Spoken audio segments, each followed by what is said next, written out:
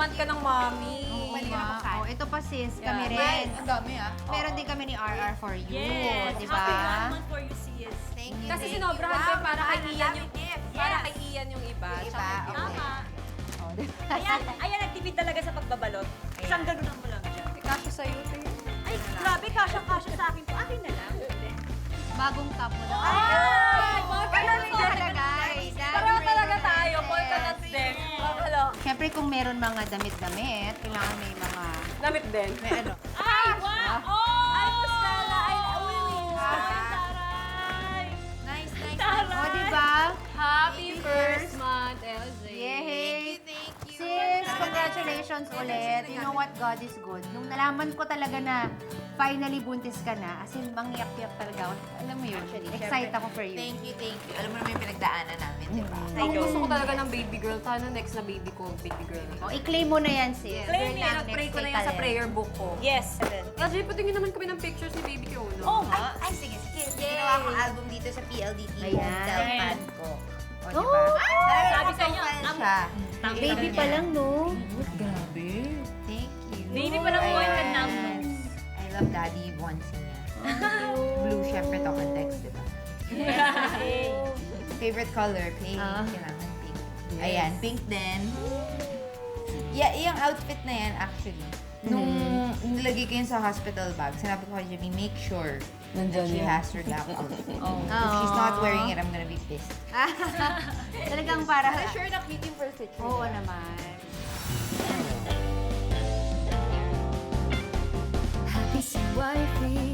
Bilang Happy Mrs. Chef, magluluto tayo ng mga putahin patok na patok sa panlasa ni Mister, mga anak, buong pamilya at mga kaibigan natin.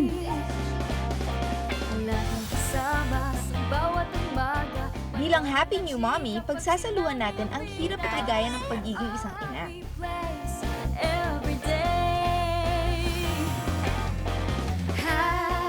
Bilang happy partner sa pagpapabeauty, magpapalitan tayo ng mga tips para timeless ang ating kagandahan.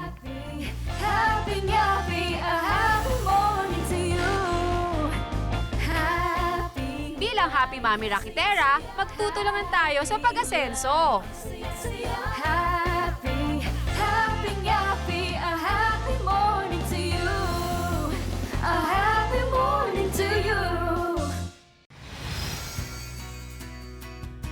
Happy morning mga mommies! Before ko ipakilala sa inyo si Baby Kiona, itutour ko muna kayo sa kwarto niya. Okay, come on! Pasok!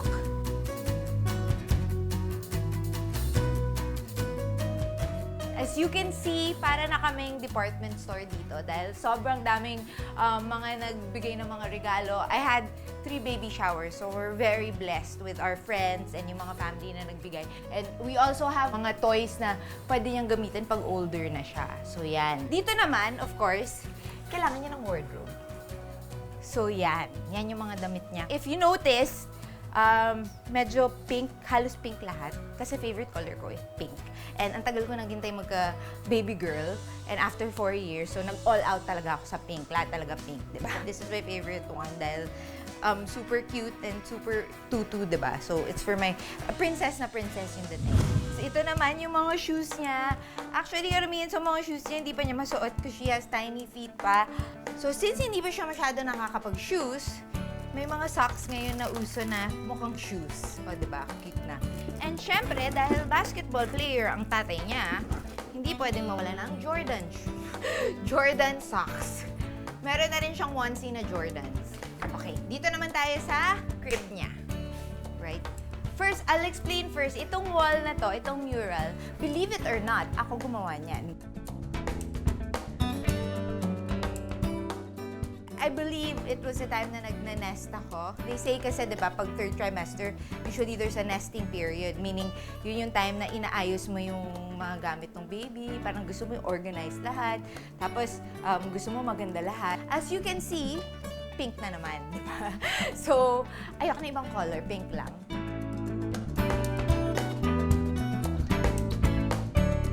Ito naman, yung bed ni Ian. Like I said, he loves Mickey Mouse. Jeepney yung bed because nga, ang peg ko nung una is jungle safari. That's why I have mga trees there. Ako din naglagay niyan. So So mga mommies, dito sa nursery namin, meron din outside area, yung balcony. And this balcony, alika, yung balcony dito is, dito ko nilalagay si Baby Kiona, especially nung newborn siya, pinapaarawan. Di ba, mommies, importante na paarawan yung mga baby, especially yung newborns, kasi kailangan nila ng vitamin D. And also, the reason for that is yung pagka-yellowish nila, talagang ina-advise sa hospital, ng mga nurses pa lang, na kailangan talaga paarawan kasi para mawala yung pagka-yellow. So that's very, very important na paarawan yung mga babies. Huwag niyo kakalimutan yan. Actually, first time namin to ipakita sa TV. And I'm so happy na na-share ko sa inyo dito sa Happy Wife, Happy Life.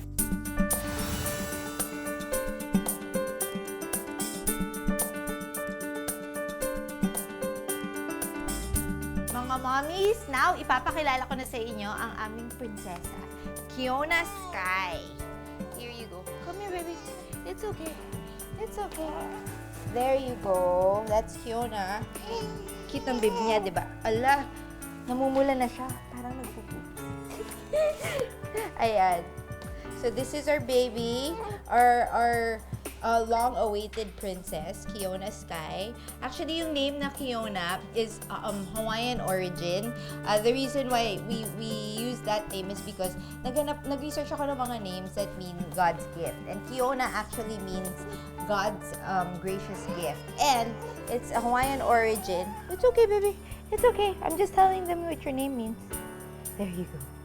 Okay.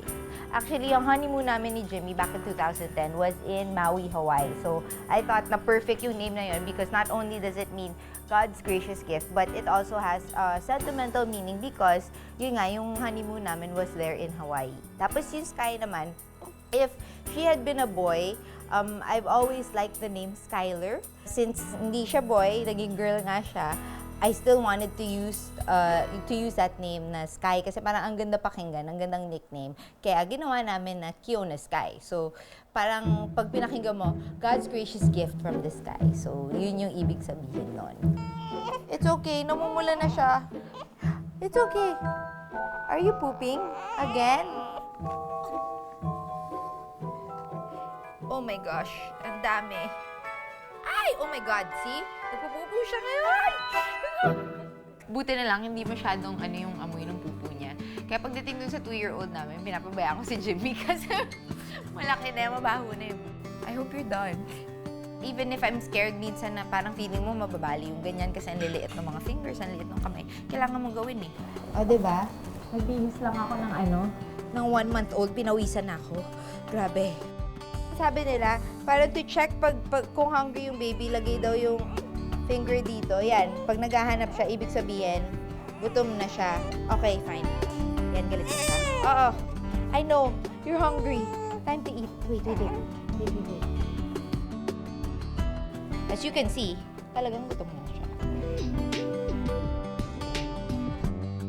It's important to burp the babies because if you don't burp them, nasusuka sila. Oh. It's either susuka sila or they'll have stomach aches or kabag. So, it's very important na i-burp sila. Jimmy as a father is really good. Very hands-on. At saka mas patient siya sa akin eh. Mas patient.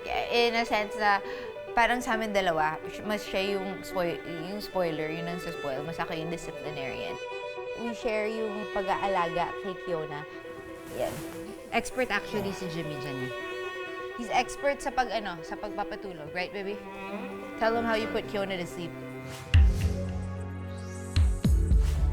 Well, usually at night, Elgin and I both share parental duties with our kids, and we just try to be as hands-on as possible.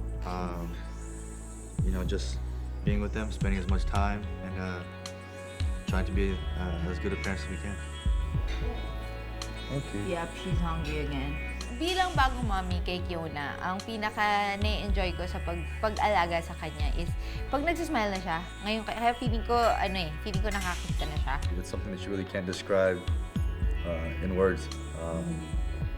You wake up every day trying to give them the best life possible. So, would you like to have another kid? You know, I wouldn't mind the future, but I think for right now, Yeah, if he gets pregnant, okay lang. Pero kung ako ulit, pag-isipan ko pa yan. I think right now we should focus on yung the 2 kids muna. Para naman maano namin yung time namin for them. She's sleeping slowly.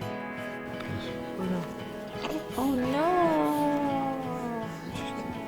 Is her arm okay? Yeah. Okay. Ngayon lang kaming magde-dedicate ng baby kasi ngayon lang kami nagka-baby. Pero at least, dalawa sila kaagad, o, diba? Father, we give you all the glory and honor for this beautiful day. We love you, Lord. In Jesus' name, amen.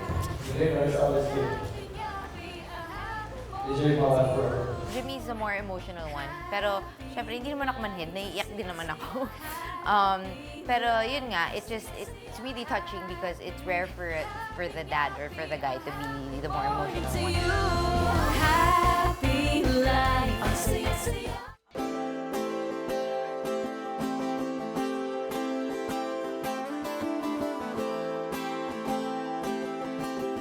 Ilang years din namin hinintay before we finally had our baby. Nagpa-check kami, nagpa-workup, all that stuff. Pero, ang pinaka nakaka-frustrate nung time na yun is wala namang problem with me or Jimmy. Everything started to unfold. Now, God really planned for this. He planned, we waited for a long time, but then when He gave us the gift of our babies, sobrang planado talaga. We were blessed with not 1 but 2 babies. So, sobrang happy kami. Katulad ng nangyari sa akin, mommy in waiting pa rin ngayon ang happy wife ng Santa Mesa, Manila na si Rizel Lorenzana. 6 years na siyang misis sa happy husband niyang si Yayo. Pero ang dream niya maging mommy, hindi pa rin nangyayari. Every year yan, ganyan yung pinagdadasal ko. Every year na sana magkaroon na kami ng baby kasi ang dami na rin nag-aantay, yung mga in-laws ko, yung parents ko. Still hoping pa rin naman na magka-baby na kami. Kasi yun lang din talaga yung magiging best gift sa amin ni God nung husband ko. Marami na kaming nagawa. Nagpapa-check up ako, wala naman kaming problema. Taon-taon, pinapapunta ko yung asawa ko sa Nazareno.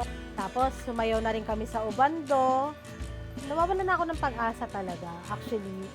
Sinasabi ko na ilang years na parang ilang years na tayong nagsasama. Parang, ibibigay ba siya sa atin? Sa kabila ng pinagdaraanan, nananatili pa rin happy husband at wife pa rin si Rizel at Yayo. Wala namang problema sa amin na wala pa kaming baby. Ang importante, mahal na mahal ko yung misis ko. Siyempre, hindi pa rin naman kami nawawalan ng pag-asa na darating pa rin sa amin yun. Habang parents in waiting, ibinuhos muna ni Rizel at Yayo ang kanilang atensyon sa alagang aso. Parang nag-enjoy lang kami. Na-enjoy namin yung sarili namin. Kahit wala kaming anak, may mga babies kami na aso. Kaya nga pag may nagtatanong sa akin, sabihin, baby ba yun? Gaganunin ako ng mga friends ko. Oo, love na love ko yung mga yon. Tsaka parang feeling namin talaga, mommy at daddy na kami. Bukod sa pag-aalaga ng mga cute dogs, ibinaling din nila ang kanilang atensyon sa basketball at PBA. Sa katunayan, member ng kanilang barangay basketball team si Yayo. Yung asawa ko kasi, big fan ng PBA. So, number 1 fan talaga siya ni Jimmy Alapag. Kaya alam ko yung istorya nung kay Jimmy Alapag at kay LJ Moreno, which is na-inspired talaga ako nung nalaman ko na preggy na siya. So, sabi ko, siguro parang ganyan tayo. Hintayin lang natin. Sila nga, 4 years bago nagka-baby. Malay mo tayo, ngayong taon na to, magka-baby na tayo. I'm very proud of these parents in waiting kasi kagaya namin ni Jimmy, hindi din sila nawalan ng pag-asa. Kaya nagpadala ako ng letter to show my support. Dear Rizel, I heard about your struggle to have a baby. Katulad naming mag-asawa, dumaan din kami sa parehong sitwasyon, ngunit hindi kami nawala ng pag-asa.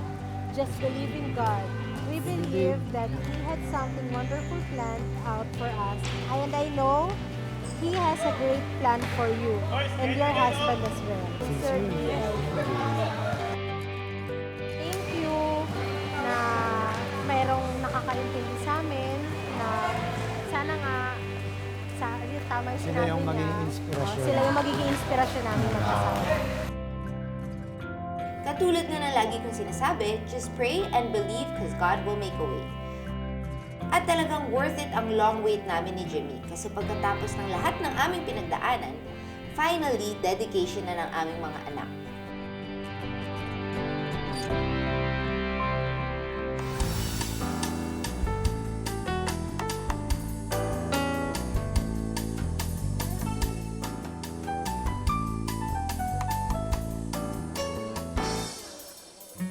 Happy morning, everyone! So we're here now. Finally, dedication na ng mga kids namin. We're just waiting for them. We're still very excited for today because we waited so long.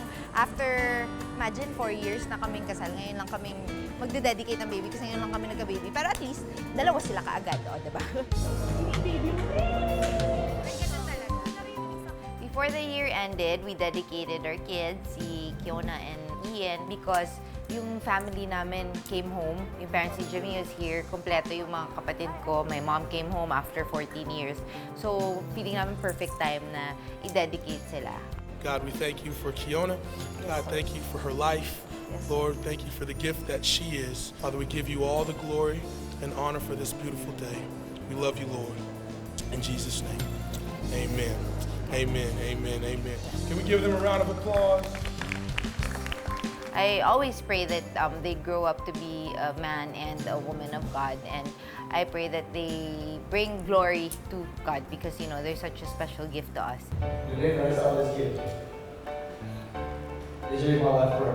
Jimmy's the more emotional one. Pero, syempre, hindi naman ako manhid. Naiiyak din naman ako. Pero, yun nga, it's really touching because it's rare for the dad or for the guy to be the more emotional one. And, I just love how he's such a great father. Happy ako dahil pumunta yung mga friends namin. Kompleto sila. And yun nga, like I said, yung family was complete. Thank you dun sa mga nakapunta. Welcome to the Christian world, baby Kiona. And we're so happy that you're in our life, and I'm sure you're gonna bring so much joy. And Nina is always gonna be here for you all the time. Ian and Kiona, you are the luckiest kids. Your parents are wonderful people. We love them very much. Wish you happiness, love, and health always. For Jimmy and LJ, I just want to say we're very proud of you guys. We've seen everything you guys have been through, and to see you guys blessed with Ian and Kiona now, it's an inspiration to everyone that looks up to you both. Hi, Kiona and Ian. Welcome to the Christian world. You're truly blessed to have your dad and your mom, who I'm so sure will raise you to be godly children. God bless you both, and I love you. Wish ko kay baby Kiona na lumaki siyang God-fearing, syempre.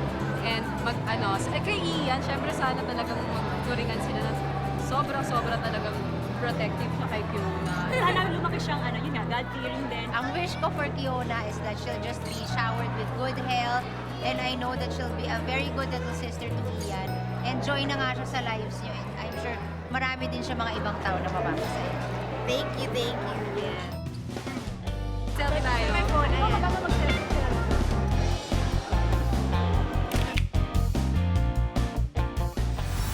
Parang I grew up with his fame na. Parang sumabay din ako, and hindi ko nakita na gano'n na pala siyang kalaki na as in #1 siya dito sa country. Ito syempre, sobrang habulin ka pa ng chicks noon, di ba?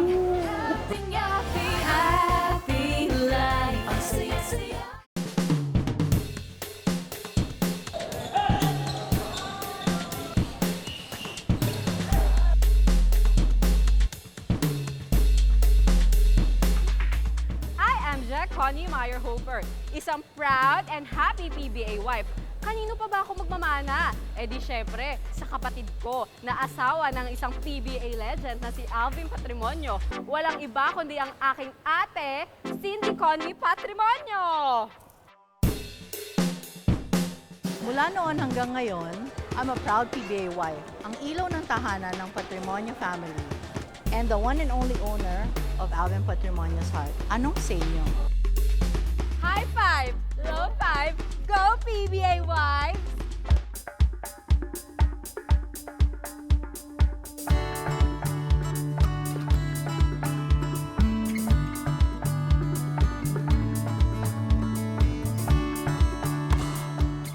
Alvin Patrimonio, PBA legend.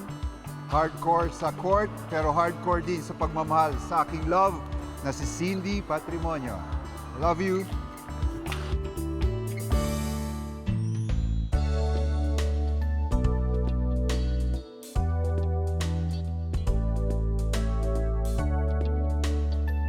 Isa sa mga idol PBA couple mula noon hanggang ngayon ay ang happy couple na sina Alvin at Cindy Patrimonio.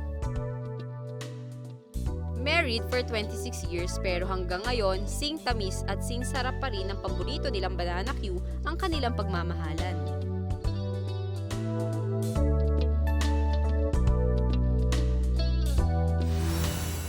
Noong 1986 nang animoy pinagtagpo ng tadhana ang stateside na si Cindy Conway at nooy star player ng Mapua Cardinals na si Alvin Patrimonio.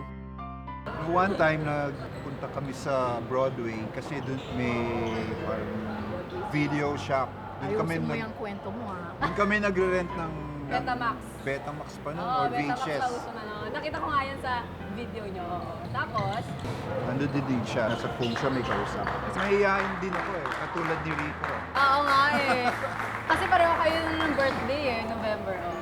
So sabi ko, dun sa kasama namin na nag-drive ng car, pakilala naman ako sa kanya. Di napakilala na, then uwian time na. Oo. So sinabay na namin siya kasi Hindi, ini-skip mo yung ano eh. Meron ini-skip ka. Memory Ikaw ka. naman sabi ng ini-skip niya. Ikaw naman Call sabi ko. ng ini-skip niya. Ikaw na nga, ikaw Rewind magsabi. mo. Ayun, ayan. Hindi mo na maalala ka dyan. So, pagka-introduce, pag-Alvin, ganyan, basketball player, blah, blah, blah, and then, so I left. After that, umalis ako, hinabol niya ako.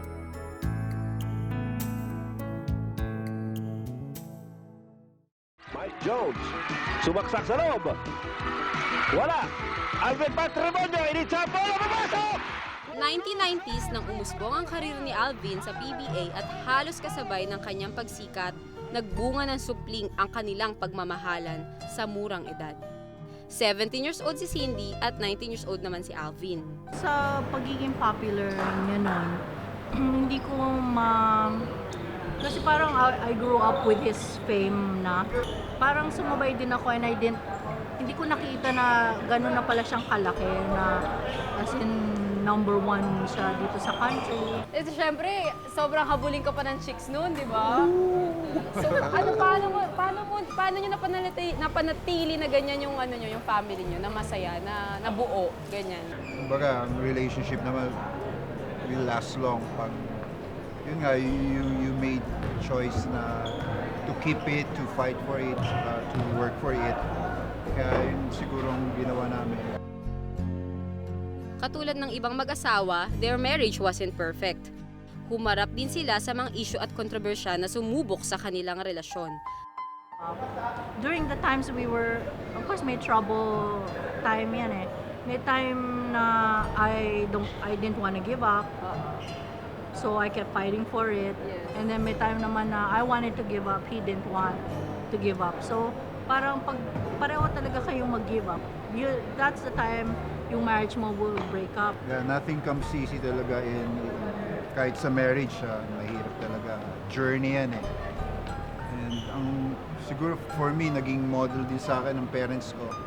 Because they're, talagang solid din sila. So, sabi ko, gusto ko ganun din. And if you have God in your at the center of your marriage, hindi mo papabayaan ang enemy to attack your family. Hindi pwedeng yung isa lang nag-work on the marriage all the time. Kailangan both. And yung time with each other also, and talk, and of course, syempre yung spices ng marriage is also very important. Keep the spark burning, ganyan.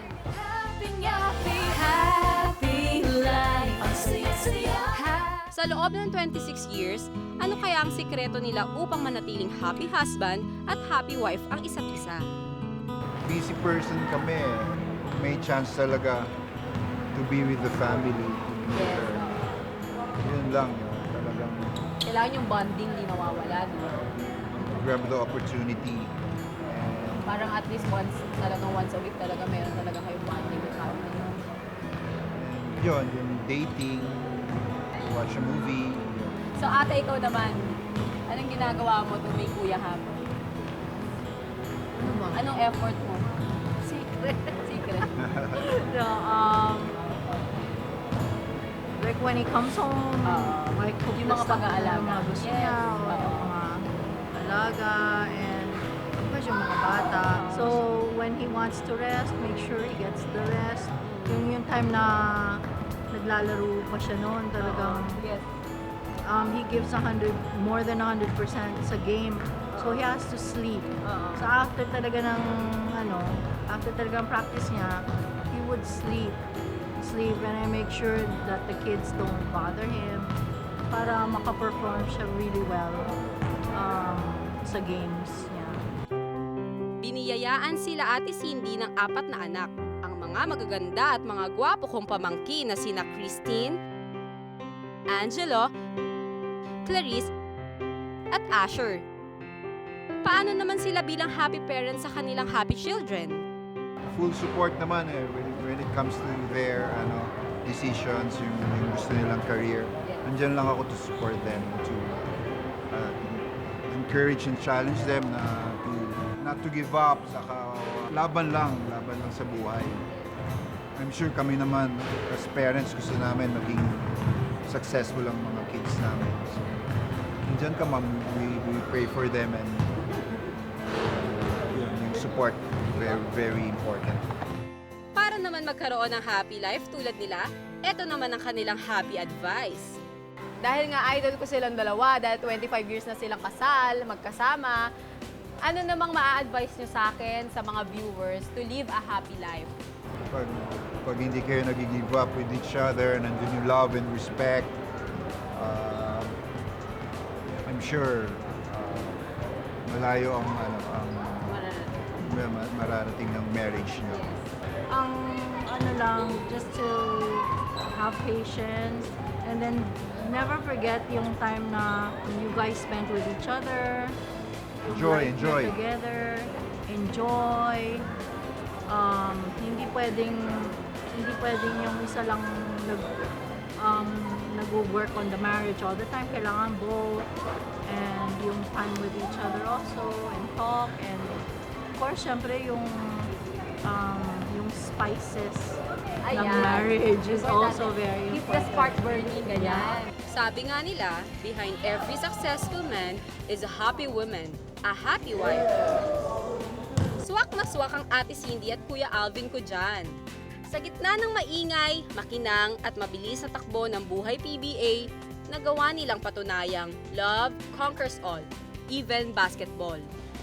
Bakit talaga ni Baby Kiona? Thank you. Grabe. Alam niyo, hindi lang tayo mga happy wives, pati si Kiona, super happy baby. Super happy baby siya. I'm really excited to see her. Yes. Sis, congrats again. And alam mo, aabangan namin ang mga video diaries mo pa. Correct. Dapat namin lahat, pati yung mga mommies dyan. Oo. Thank you. Pero you know what? Mas happy ang morning kapag tayo magkakabonding, di ba? Correct. Dito lang yan sa ultimate happy place ng Happy Wife, Happy Life!